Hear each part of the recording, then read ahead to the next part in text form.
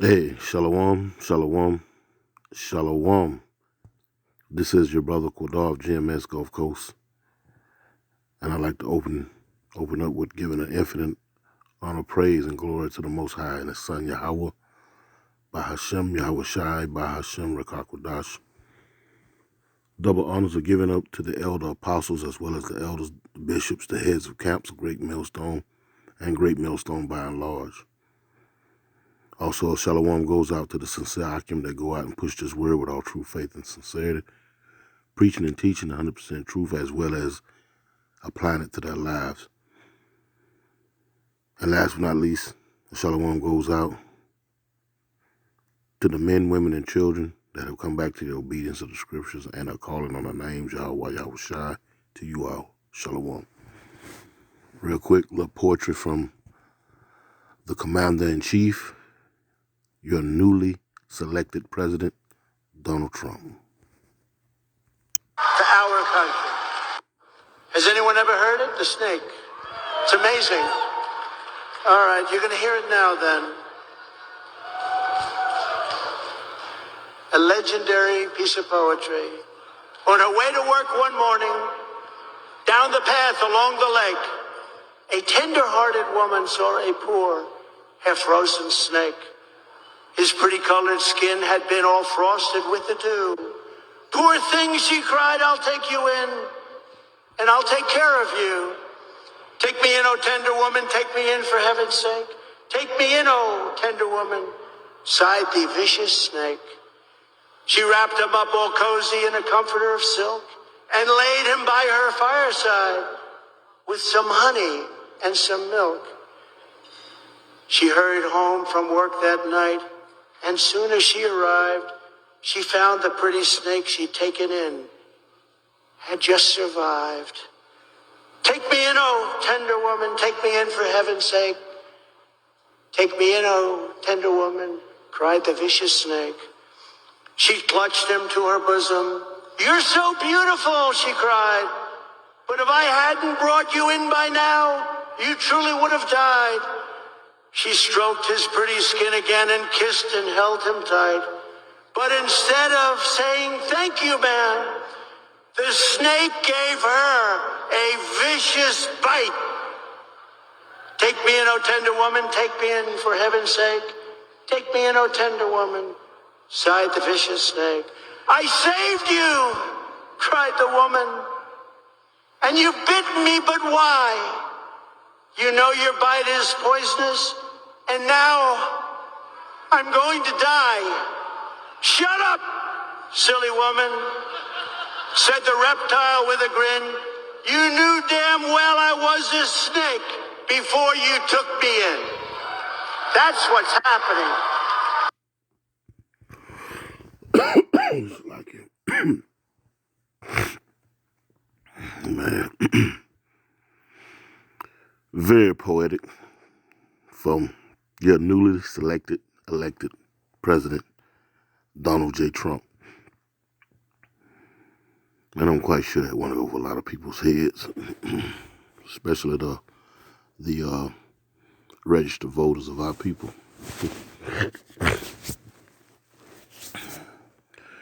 There's a scripture in the book of Sirach. It's like it. There's a scripture in the book of Sirach. Let's grab it real quick. This is Sirach chapter 12 in the Apocrypha.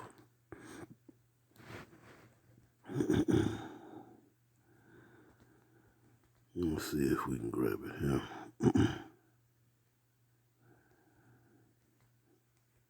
Here we go, right here. Ecclesiastes in the King James. This is the Sirach, or Ecclesiastes chapter 12, otherwise known as Sirach in the Apocrypha, and it reads, it says,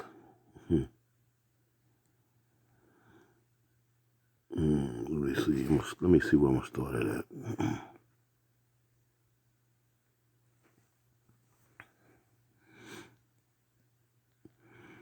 This is Sirach chapter 12 and verse 10, and it reads, never trust thy enemy, for like as iron rusteth, so is his wickedness.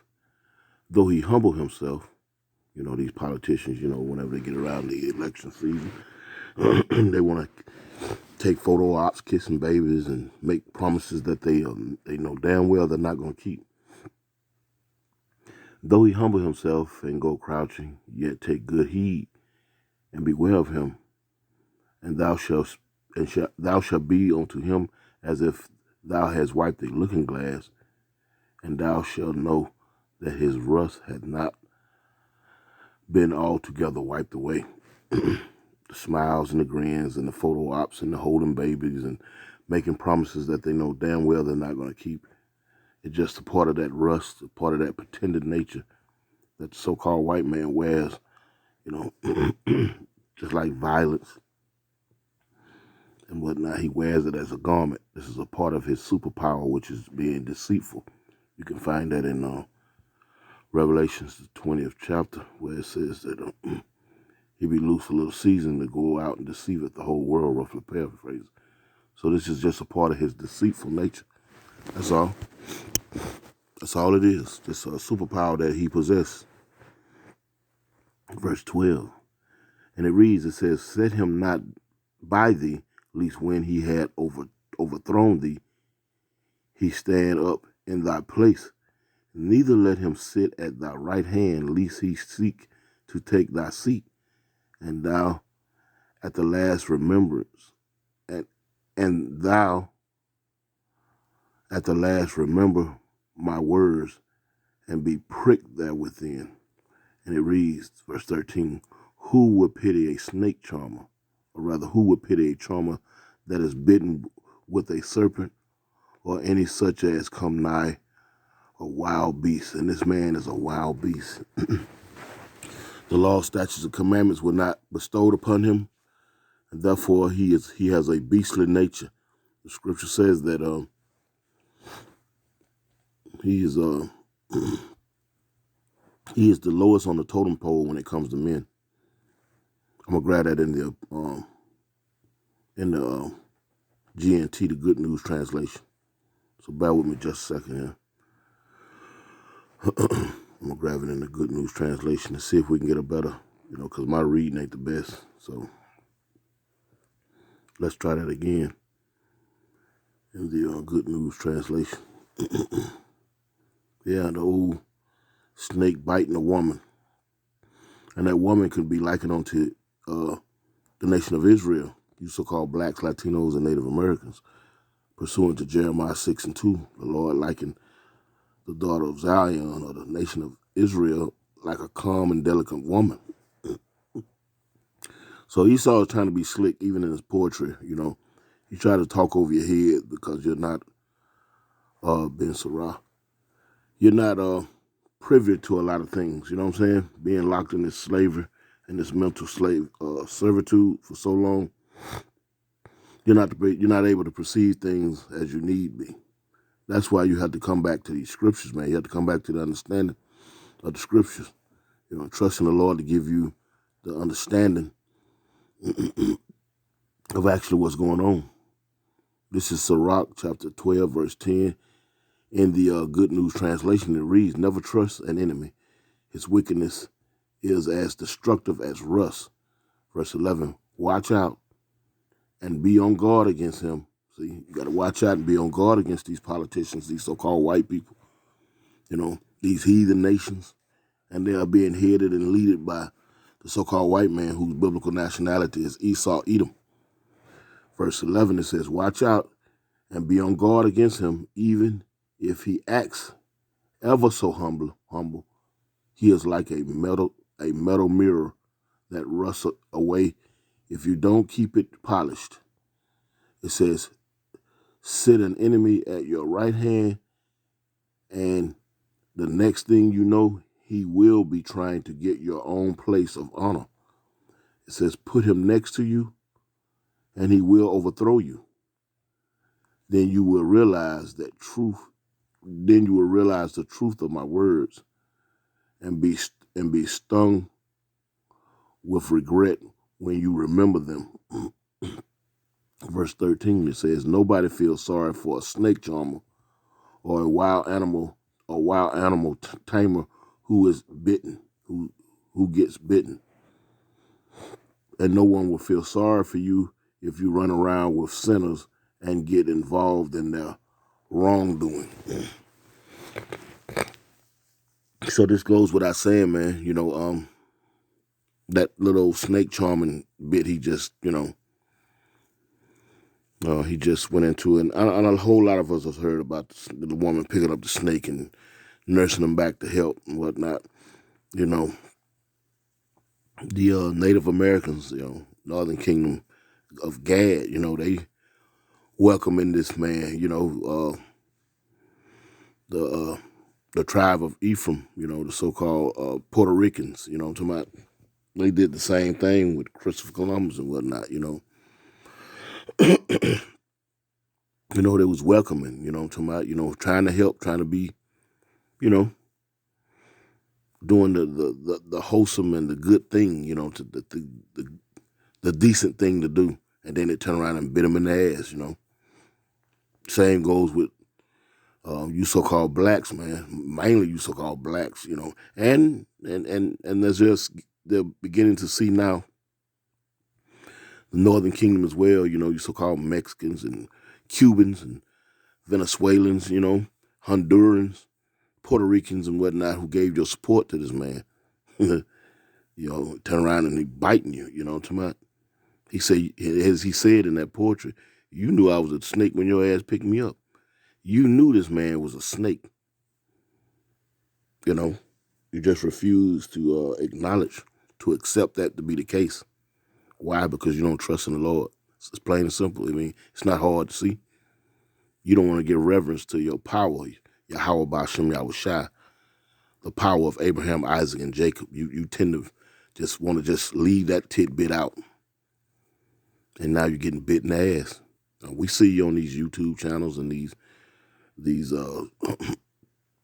TikTok and whatnot, all the complaining and crying and whatnot, Now you have the Northern Kingdom, trying to merge or getting mad at some points, in some situations, getting mad and calling out the Southern Kingdom, Why don't y'all help us? Why don't you come out on the highways and hedges, join back with your nation? There's a lot of so-called Mexicans and Puerto Ricans, Cubans, Venezuelans, to my here in the South. Yet, yet and North American Indian, you know what I'm saying? Reuben, you know what I'm talking about?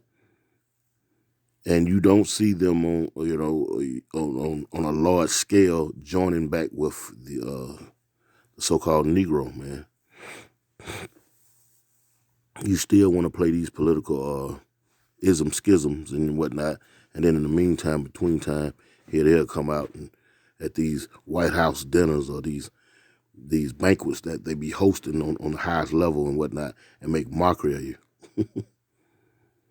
Again, back in Sirach 12 and 13, nobody feels sorry for a snake charmer or wild animal tamer who gets bitten. No.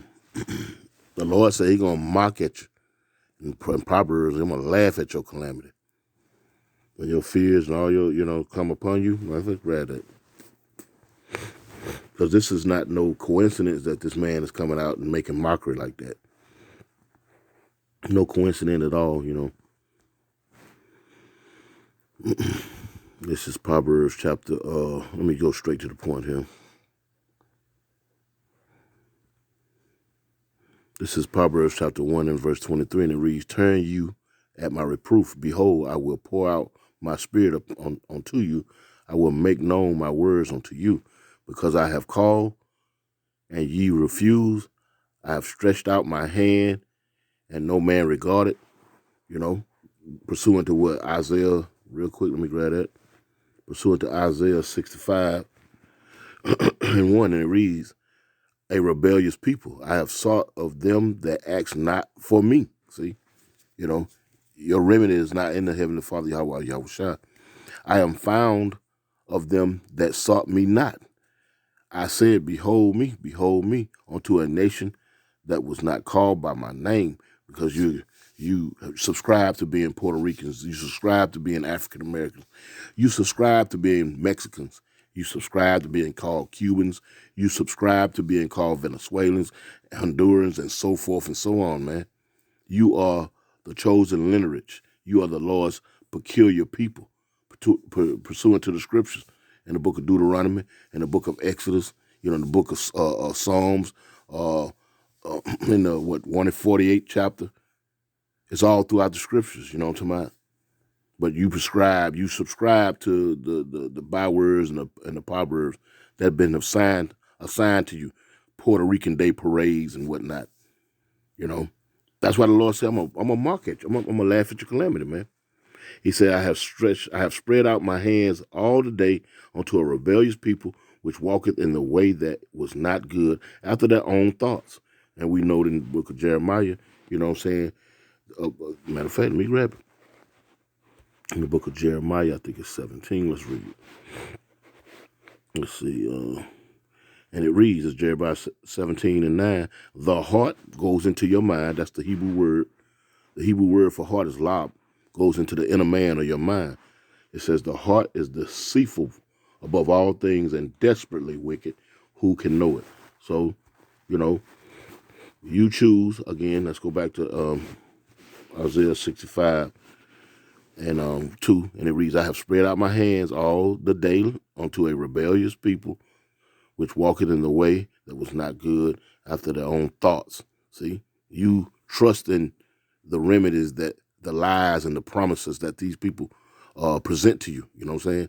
Because you've seen some of the things that they've granted onto some of the sellouts of your people when you goes into these entertainers and these musicians and these athletes and so forth and so on, movie stars, and you're just waiting on your day. You're waiting on your day in the sun, as they say in the world. Every dog has his day, but it comes at a cost. Because the Lord is going to get ready to do away with all this madness, man. And he's putting it in their spirit to tell you it to your face. The snake and the woman.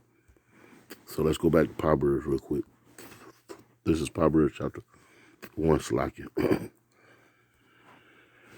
And I'm gonna start at verse 20, and it reads, wisdom cried without, she uttered her voice in the streets. And you hear the men of the Lord. Our elder apostles still go out and do this ministry, man. They still go out there on the highways and hedges, man. After nearly 40 years, they are still, on fire out there, preaching and teaching, And our elders who've been in this 20 plus, 17, 18 plus, 15 plus, 9, 10 plus, all the way down to brothers such as myself who are just toddlers in this, you understand? Toddlers, And they go out week in and week out, to my preaching and prophesying, wagging the finger, telling you about your wrongdoings, calling you into this house, bidding you into this marriage, But again, wisdom cried without. She uttered her voice in the streets. She cried in the chief place of concourse. In the openings of the gates in the city, she uttered her words, saying, how long, ye simple ones, will ye love simplicity? And the scorners delight in their scorning, and fools hate knowledge. You hate the truth of the matter, that you're going to have to suffer things, You're going to have to wait upon the Lord. You hate to even hear that. But this white man, this so-called white boy, he'll come here with these smooth and buttery words and whatnot, dressed in a three-piece suit, whether it's going to be a red tie today or a blue tie tomorrow, what I'm talking about? Photo ops, what I'm talking about? Giving out stimulus checks, what I'm talking about? Dainty treats, what I'm talking about? Jobs and tax reliefs and all these things here. It sound good, though, don't it? I know it do. But in the end, it's hell. Double, triple, quadruple time. You know what I'm talking about? That's always the case. Again, how long, ye simple ones, will you love simplicity? And the scorner delight in their scorning. I want to hear that daddy and sky business. We don't want to hear that. That's not going to fix our problems. You know what I'm talking about? Ye lack of faith, man. You faint-hearted. And fools hate knowledge. It says, turn you at my reproof. Behold, I will pour out my spirit upon you, unto you. I will make known my words unto you. Because I have called, when we went to Isaiah 65 and read a few verses there, I called out all day. I'm sort of a people who don't even call on me. You feel what I'm saying? Because I have called and ye refuse. I have stretched out my hand and no man regarded. But ye have set at naught all my counsel, and would none of my reproof. I will also laugh at your calamity. Who gonna pity a snake charmer or a wild animal tamer when they get bitten? Who? And see, these things, the belief and trust in man and his phony ass remedies has come back and to bite you in your ass. And ain't no other way of saying it. That's what you call harsh language. It has come back to bite you in your ass, come back to quote unquote haunt you. You know what I'm talking about? Now you sit out here looking dumb, all the farmlands, all the farmers and whatnot. Look at them. Even the so-called white boy farmers. They're complaining about these executive orders and whatnot. But in the meantime, in between time, you got these billionaires like Zuckerberg and Bill Gates and whatnot. They buying up millions of land, of acres of land. You can't even see the Ponzi scheme. It was just like with that housing crisis in 2008, 2009, the bailing out of the banks and the housing crisis. All them people got kicked out of their houses and whatnot. They loans got topsy-turvy, turned upside down. And what they call it, toxic accesses. They call it toxic access, But then the banks got the bailouts and they turned around and guess what they did? They bought up all that toxic access, all those folks that lost their homes and properties and whatnot, they turned around and bought it. See, you see the scheme? Do you see the scheme? They stopped funding and the farmers, because once upon a time they were paying you not to farm. 3-4 generations of farmers, they were cutting them. Matter of fact, I worked with a guy back in 2004 in Las Vegas, out there at a place called Papco. It sits about 20 miles northeast of Vegas, right there behind at Lake Mead, right behind Lake Mead, there, And he was a 3rd generation farmer out of Dakota, I think it was North Dakota.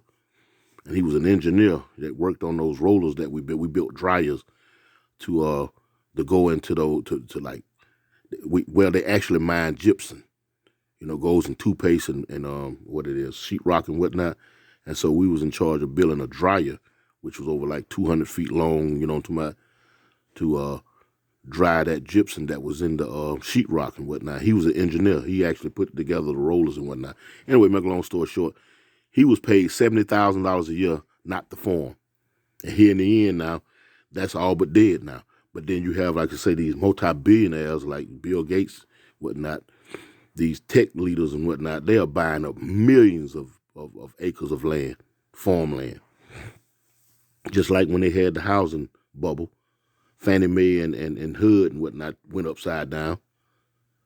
And the banks all merged, and then they got the big bailout. What they do, they turn around and bought up all the houses and stuff on pennies on the dollar. Pennies on the dollar. It was a setup from the get up. Again, he said, who you knew I was a snake when you picked me up. You knew that was too good to be true. The fact that they were giving you loans and you got goddamn old credit deals on there from rent roll furniture and shit. You know what I'm talking about? All kind of shit that's just on your credit score. You got a 4-something record, 600 credit score. Here they turn around and give you a damn loan for $150,000. And your damn record show you couldn't pay you couldn't even pay back that rent-a-center furniture. Seek to take your place, man. You can't trust these people, man. But in the end, it comes back to bite your ass. Back in Proverbs 1:26, I will also laugh at your calamity. I will mock when your fear come upon you. When your fear cometh as a desolation, and your destruction cometh as a whirlwind, when distress and anguish come upon you, then shall they cry upon me, but I will not answer. They will seek me early, but they shall not find me. For that they hated knowledge, and did not choose to fear of our Lord Yahweh. They would none of my counsel. They despise all my reproof. Therefore shall they eat of the fruit of their own way, and be filled with their own devices, all your little schemes and whatnot. You know what I'm saying? All of that stuff, man, it ran full circle to come back and bite you in the ass. And now here they are right here with these lunch and dinners and whatnot. And out here making fun of you, man. Out here making fun of you, you know. The men of the Lord is not falling for these tricks and whatnot. I mean, you might as well do without, man. You know, be satisfied with your daily bread, your day-to-day, man, that the Lord provides you. But nah, Ponzi schemes, they look so lucrative, you know what I'm talking about? You might well go to the casino, man, and bet and bet on the horses or something, you know what I'm saying? I guess your chances of hitting the races are just by even with these Ponzi schemes that your government sets forth. They lay it out so beautifully, you know what I'm talking about? This is Psalms chapter 55, and it says, in verse 20 it reads, he had put forth his hand against such as be at peace with him. He had broken his covenant. The words of his mouth were smoother than butter, but war was in his heart. His words were softer than oil, yet were they drawn swords. It says, cast thy burdens upon the Lord Yahweh, and he shall sustain thee. He shall never suffer the righteous to be moved. But for 2/3 of our people, man, you're going to have to get it how you live, you know? This is what you trust in. Again, this broken system that you live under, that you live by. When those houses went topsy-turvy, when they knocked down the World Trade Center, you know, all that paperwork and whatnot, you know what I'm saying, went up in smoke. A few years later, an administration later, they pulled that Ponzi scheme on you. All the records of mortgage payments and all that went up in smoke. The World Trade Center, all the records were supposed to have been destroyed. But here you are still stuck with a mortgage payment. You still stuck with reoccurring bills and whatnot. How is you paying these bills when they ain't got no record of none of it? You know, you follow what I'm saying? You didn't know. They pulled the wool over your eyes, you know what I'm saying? And now, you know what I'm saying, they giving you these outrageous loans and whatnot. They might give you a fixed rate, but then your insurance gonna go up. Your taxes gonna go up. You follow what I'm saying? So it's still running a scheme on you. Nothing, even a fixed locked in loan rate. Your loan payment's still gonna creep up on you every year. Anyway, let me play this video again, man. I'm gonna close this out. I didn't mean it to be that long. Got to running my mouth. So let's play this one more time, shall we? A vicious bite to our country. Has anyone ever heard it? The snake. It's amazing. All right, you're going to hear it now then. A legendary piece of poetry. On her way to work one morning, down the path along the lake, a tender-hearted woman saw a poor, half-frozen snake. His pretty-colored skin had been all frosted with the dew. Poor thing, she cried, I'll take you in, and I'll take care of you. Take me in, oh tender woman, take me in for heaven's sake. Take me in, oh tender woman, sighed the vicious snake. She wrapped him up all cozy in a comforter of silk and laid him by her fireside with some honey and some milk. She hurried home from work that night, and soon as she arrived, she found the pretty snake she'd taken in had just survived. Take me in, oh tender woman, take me in for heaven's sake. Take me in, oh tender woman, cried the vicious snake. She clutched him to her bosom. You're so beautiful, she cried. But if I hadn't brought you in by now, you truly would have died. She stroked his pretty skin again and kissed and held him tight. But instead of saying, thank you, man, the snake gave her a vicious bite. Take me in, O tender woman, take me in for heaven's sake. Take me in, O tender woman, sighed the vicious snake. I saved you, cried the woman. And you've bitten me, but why? You know your bite is poisonous, and now I'm going to die. Shut up, silly woman, said the reptile with a grin. You knew damn well I was a snake before you took me in. That's what's happening. This is Ecclesiastes chapter 7 and verse 13, and it reads, consider the work of God, for who can make that straight which he had made crooked? Trusting in lies, man. Trusting in man. You know what I'm saying? You know, she rubbed on his pretty skin. You know, you Jake's so infatuated. You know, you Serena Williams. You know what I'm talking about? You Barry Bonds. You know what I'm talking about? You Cali Muscles. You know what I'm talking about? Blue eyes and bleached skin and whatnot. You feel what I'm saying? You women running around here with that blonde, fake blonde, bleached hair and whatnot. Some of you put it weave, and you're so infatuated with that beautiful skin. Then he turn around and bite you. Again, the Lord say he's going to mock and laugh at you, man. And righteously so. Lord willing, gratify him. We'll close out by giving infinite honor and praise to the Most High and His Son, Yahweh, Yahweh Shai.